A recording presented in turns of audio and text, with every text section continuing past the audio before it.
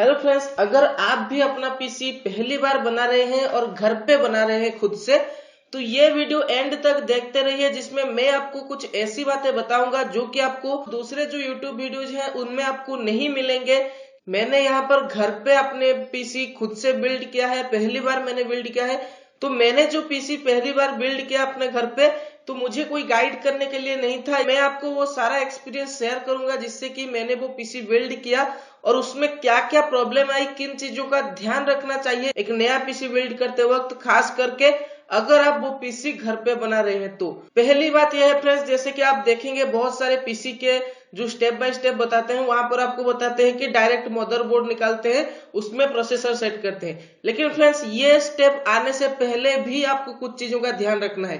पहली चीज, अगर आप अपने घर पे पीसी बिल्ड कर रहे हैं तो आपके पास एक एक्स्ट्रा VGA केबल होना चाहिए। VGA केबल फ्रेंड्स वो होता है जिसमें आपका जो कंप्यूटर को उसका डिस्प्ले जाता है, जो कि आपका मॉनिटर से कंप्यूटर से कनेक्ट होता है। अगर आपका VGA केबल वाला मॉनिटर है तो फिर आपके पास एक VGA केबल एक्स्ट्रा होना चाहिए। अगर आपका HDMI केबल वाला मॉनिटर है तो आपके पास एक एक्स्ट्रा HDMI केबल होना चाहिए और एक एक्स्ट्रा पावर केबल होना चाहिए। वो इसलिए फ्रेंड्स क्योंकि अगर कोई प्रॉब्लम आती है तो आपको लगेगा कि मेरा पीसी काम ही नहीं कर रहा है। तो अगर आपके पास एक एक्स्ट्रा हो तो फिर आपके लिए इजी हो जाएगा ये समझना कि क्या कोई प्रॉब्लम सच में है या फिर आप ऐसे ही डर रहे हैं। पीसी का जो बिल्ड है वो आपने बिल्कुल सही किया है और पावर केबल में या फिर VGA केबल में भी कई बार प्रॉब्लम हो सकता है, तो आपके पास एक एक्स्ट्रा वर्किंग कंडीशन में होना चाहिए। दूसरी बात फ्रेंड्स, आपके पास एक मैग्नेटिक स्क्रू ड्राइवर होना चाहिए। अगर आप नॉर्मल स्क्रू ड्राइवर से कर रहे हैं तो फिर जाहिर सी बात है आपको प्रॉब्लम आएगा, बहुत सारे प्रॉब्लम आएंगे। हो सकता है कि आप अपने मदरबोर्ड ही खराब कर दें। तो अगर आप मैग्नेटिक स्क्रू ड्राइवर का इस्तेमाल कर रहे हैं तो फिर ये आपको बहुत हेल्प करने वाला है। नेक्स्ट थिंग आता है फ्रेंड्स, प्रोसेसर को मदरबोर्ड में फिक्स करने से पहले आपको पहले अपना कैबिनेट खोलना है। कैबिनेट खोल के देखना है कि उसका सिस्टम कैसा है। पहले कैबिनेट को समझिए कि उसका सिस्टम कैसा दिया है। पावर सप्लाई कहां पर लगना है, ऊपर लग रहा है पावर सप्लाई या फिर नीचे लग रहा है। बहुत सारे कैबिनेट में ऊपर लगता है पावर सप्लाई, बहुत सारे कैबिनेट में नीचे लगता है पावर सप्लाई।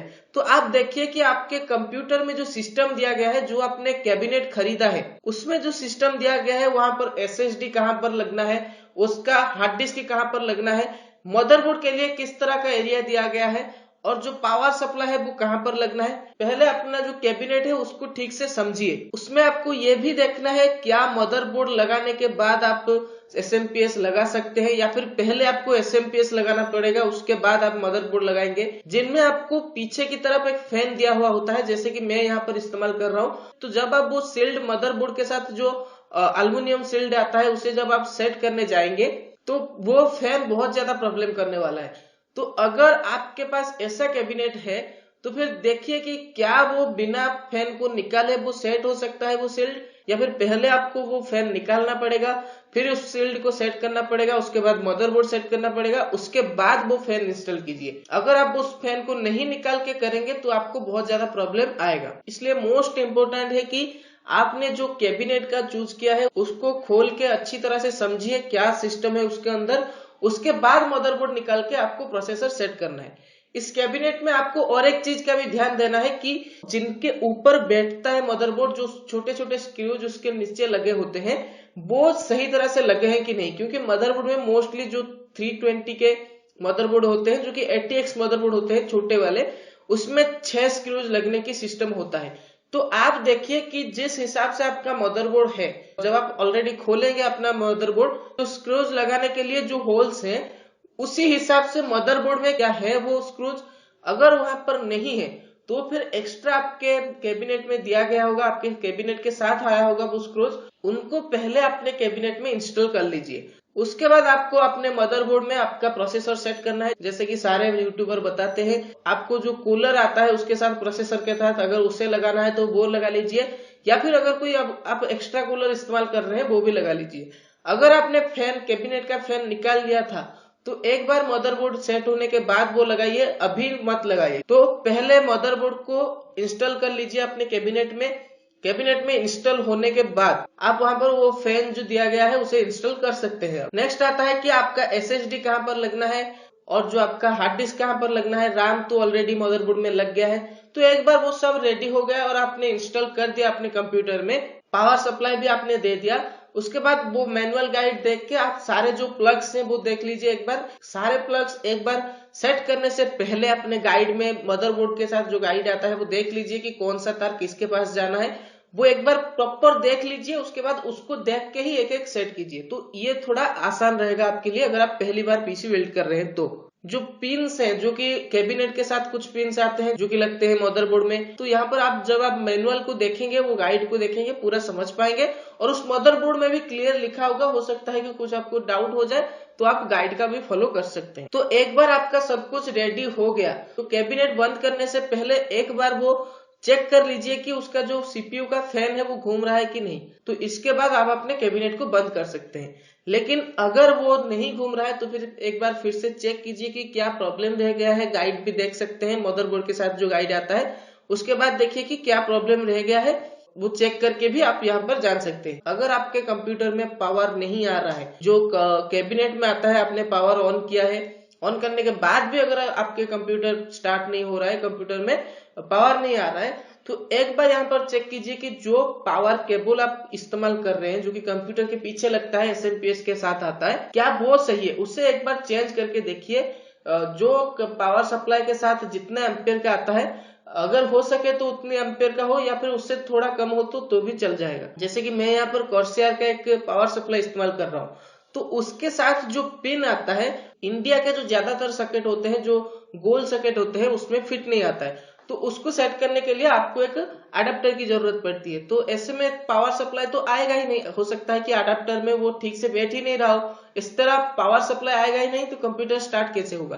तो मेरे साथ ये प्रॉब्लम हुआ था। मुझे लगा कि कंप्यूटर मैंने ठीक से नहीं बनाया है, लेकिन मैंने जब दूसरा केबल इस्तेमाल किया तो देखा कि कंप्यूटर बिल्कुल सही चल रहा है। तो एक बार ठीक से चेक कर लीजिए कि आप एडाप्टर का इस्तेमाल कर रहे हैं या फिर दूसरा एक पावर केबल ही इस्तेमाल करके देख लीजिए। अगर सब कुछ सही है तो बाद में आप एक अच्छा एडाप्टर लगा के भी उस पावर केबल को इस्तेमाल कर सकते हैं, जो कि आपके पावर सप्लाई के साथ आए हैं। तो एक बार आपका पीसी बिल्कुल रेडी हो जाए, आपने वो कैबिनेट पूरा क्लोज कर दिया, उसके बाद डायरेक्टली विंडोज इंस्टॉल मत कीजिए। आप पहले उसे मॉनिटर से कनेक्ट कीजिए और कंप्यूटर के बायोस में जाइए। अगर आप बिना विंडोज डाले कंप्यूटर को ऑन करते हैं, मोस्टली वो बायोस ही दिखाता है, या फिर F2 क्लिक करके भी आप बायोस सेटिंग्स पे जा सकते हैं। कई कंप्यूटर में F2 होता है, कई कंप्यूटर में डिलीट होता है। तो ये जो दो ऑप्शन है, या फिर आपके स्क्रीन पर दिखा रहा होगा कि बायोस सेटिंग्स में जाने के लिए ये बटन दबाइए। तो एक बार आप बायोस में आ गए तो वहां पर चेक कीजिए कि आपका सब कुछ दिखा रहा है कि नहीं। जैसे कि RAM, अगर आपने RAM 16 GB का लगाया है और 8 GB का मेमोरी दिखा रहा है, मेमोरी साइज में दिखा रहा है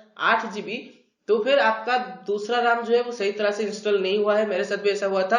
मुझे लगा कि लग गया है, लेकिन वो नहीं लगा था, इसलिए मुझे दोबारा उसे खोल के लगाना पड़ा। इसलिए एक बार चेक कर लीजिए कि क्या आपका RAM बायोस डिटेक्ट कर रहा है कि नहीं, जितने भी आपने RAM लगाया है। SSD भी वहां पर स्टोरेज में क्लियर दिखाएगा कि इतना आपने SSD लगाया है, इतना आपने हार्ड डिस्क लगाया है, वो डिटेल वहां पर दिखाएगा।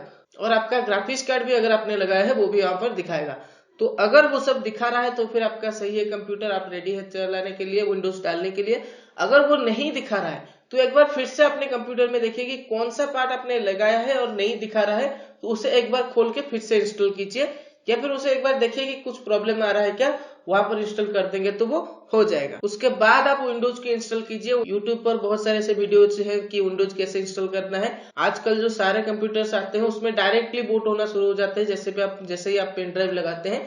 तो मैंने जो कंप्यूटर बनाया है उसमें भी जैसे ही मैंने पेन ड्राइव लगाया वो ऑटोमेटिक बूट होने लगा, मुझे कोई अलग से सेटिंग करने की नहीं पड़ी। तो विंडोज जब आप इंस्टॉल कर रहे होंगे तो अगर आपको अपना पार्टीशन करना है अपने हार्ड डिस्क का या फिर SSD का, जैसे कि मैंने यहाँ पर 480 GB का SSD का इस्तेमाल कर रहा हूँ, तो मुझे यहाँ पर पार्टीशन करने की जरूरत है। जैसे कि मैं 200 GB अपना दे रहा हूँ विंडोज को, बाकी मैं इस्तेमाल करूंगा।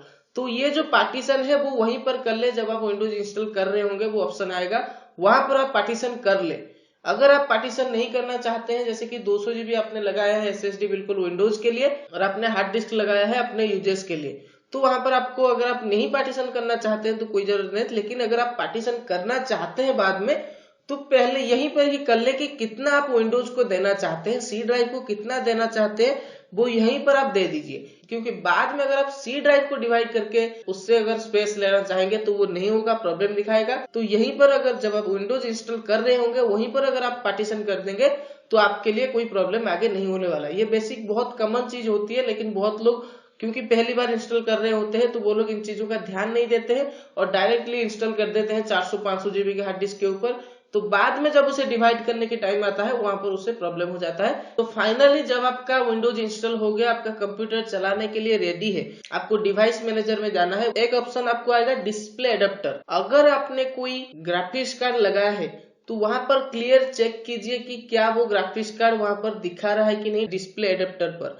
अगर वो नहीं दिखा रहा है वहां पर, अगर विंडोज का कुछ आ रहा है तो फिर मान लीजिए कि आपका जो ग्राफिक्स कार्ड है वहां पर डिटेक्ट नहीं हो रहा है। उसके लिए आपको फिर से बायोस में जाकर आपको वो सेटिंग्स चेंज करने पड़ेंगे ताकि वो ग्राफिक्स कार्ड वहां पर डिटेक्ट हो जाए। अगर आप इंटीग्रेटेड ग्राफिक्स कार्ड इस्तेमाल कर रहे हैं, जैसे कि मैं यहाँ पर जो है Ryzen 3200G का इस्तेमाल कर रहा हूँ, Ryzen 3 3200G प्रोसेसर का इस्तेमाल कर रहा हूँ। इसमें जो ग्राफिक्स है वो इंटीग्रेटेड ग्राफिक्स आता है जो कि है वेगा ग्राफिक्स 8। तो जब मैंने कंप्यूटर को पूरी तरह इंस्टॉल कर दिया, विंडोज सब रेडी हो गया, तो मुझे जो प्रॉब्लम आ गया वो ये था कि जो स्किन है मेरा वो सही तरह से नहीं आ रहा था और फोटोशॉप ठीक से नहीं चल रहा था, ब्लेंडर जैसे 3D सॉफ्टवेयर वो ठीक से नहीं चल रहा था, गेम मैंने कोई खेला नहीं है, हो सकता है कि गेम भी ना चले। तो वहां पर आपको देखना है कि ग्राफिक्स कार्ड वहां पर डिटेक्ट हो रहा है कि नहीं। अगर नहीं हो रहा है, जैसे कि मैंने यहाँ पर वेगा ग्राफिक्स का इस्तेमाल कर रहा हूँ जो कि मेरे राइजेन के सीपीयू में इंटीग्रेटेड आता है, तो मुझे पहले उसका ड्राइवर अपडेट करना है।